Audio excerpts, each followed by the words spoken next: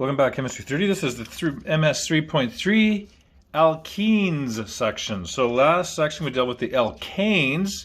Now we'll look at what the alkenes have to offer. So we'll describe what they consist of, write the molecular and condensed structural formula and the IUPAC name for alkenes that are straight chain or branch chained, and state some properties of these ones. So the alkenes, how they differ from the alkanes is that they have at least one double bond. So they have at least one double bond. And of course they would be called unsaturated. They don't have the maximum number. So if you recall the alkanes, like for example ethane. So ethane had, let's see, H. So it was saturated because a single bond enables the carbons to have a complete number of H's. But if I take this H out, take this H out, I need a double bond here. So this carbon has 1, 2, 3, 4 bonds. So it looks like that. So it has less than the maximum number of hydrogens. So CH2 double bonded to CH2 would look like that, and that's ethylene, or ethene is what it is referred to as also. So it does not have the maximum number of hydrogens. Unlike alkanes, alkenes cannot rotate, so we can't turn things around a double bond. Think of it as two springs joined up. If I tried to turn it, it would just spring back to how it was. Alkanes have what is referred to as geometric. So the other ones alkanes had structural isomers, which means you can take a carbon off and put it somewhere.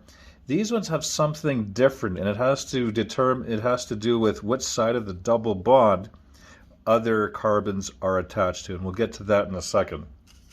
Naming alkenes, or nomenclature of alkenes, they're named in much the same way as alkanes, except we change the ANE ending to ENE ending. An alkane with two carbons is named ethane, and an alkene is called ethene. Three-carbon alkene is propene instead of propane, and ethene and propene have older common names such as we saw up here, ethylene and propylene respectively. To name alkenes with 4 or more carbons in a chain is necessary to specify the location of the double bond. This is not necessary for ethene or propene, since it must be, there's only one location it can be, and that's at location 1. So if I look at 3 carbons, propene, if I put the double bond there, that's the same thing as putting the double bond here. It automatically becomes carbon number 1 is where that double bond would be at. So it automatically becomes double bond. So wherever the double bond is, that's going to be the lower number.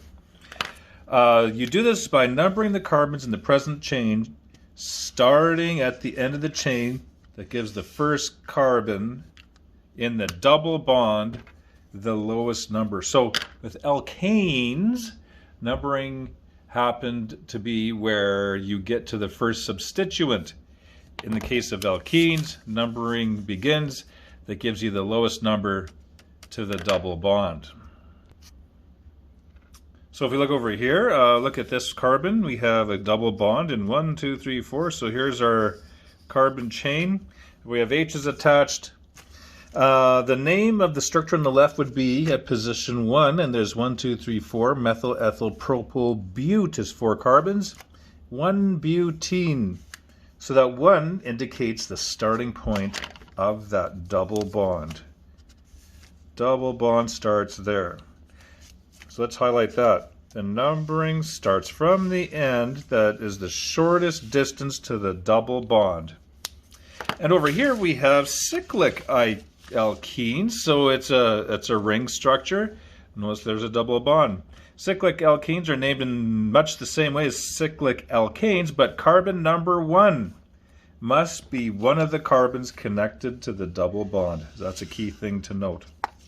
So if I was numbering this has to be number 1 and number 2. So the double bond would be in between number 1 and 2.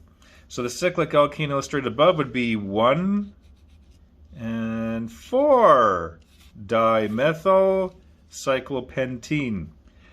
And notice that we don't need to say where the double bond is because it'll always be at position 1. We have to make it at position 1, in between 1 and 2.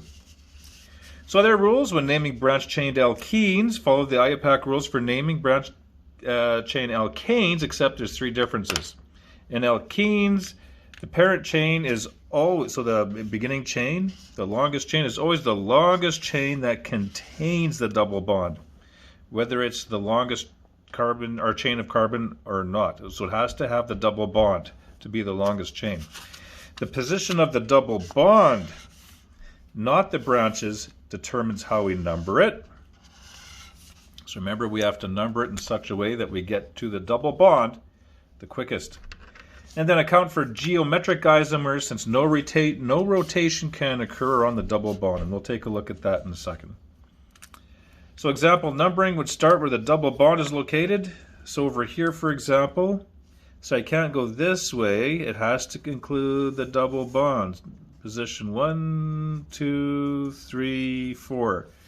So it'd be at position 2, I have a methyl, 2 methyl, and then 1 butene. We still have to show the position of the bond in a straight chained alkene. Some unsaturated hydrocarbons could contain more than 1 double bond. And of course, if there is one, we use the old prefixes di, tri, tetra, all the way up to however many we need.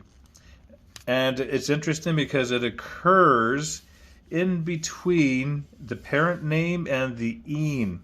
So the position of the bonds are numbered, that gives the lowest. So if there was more than 1, like if this had been 2 of them, that di would occur right in between there. And we'll do some examples that illustrate that, of course. So before we look at naming and writing, let's look at the geometric isomers. So double bonds can exist as geometric isomers. And these isomers are designated by either a cis-trans designation or an EZ, being American and saying that's a Z.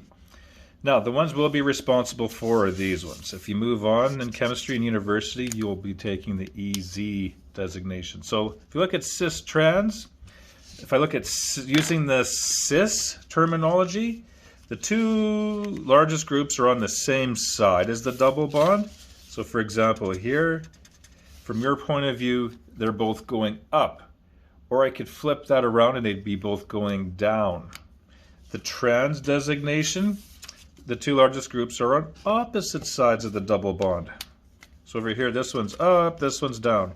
Or if I rotated it, this one would be down and this one would be up. So those molecules are different from each other. There is no rotation allowed around that double bond, so it makes a difference in terms of what side they are. The cis-trans designation, when they are, now these, we use this cis-trans designation when those R groups are identical. So if this had been 1 carbon and 1 carbon, we're good. Or this branched off into 2 or 3 carbons. This would have to be 2 or 3 carbons as well. So if we took a look over here, so here we would have the longest chain being this. So we don't have that happening, and the longest chain here would be this. So at position 2, methylpropene, it should have a 2 there. And we have butene there, we don't need a designator. Over here, so this would be cis because the methyl groups are both going up from the double bond. So they're on the same side. In total, we have 1, 2, 3, 4. So it's butene. And the double bond starts at position 2. And since they go to the same side as the double bond, it's referred to as cis. Just think of sisters being on the same side.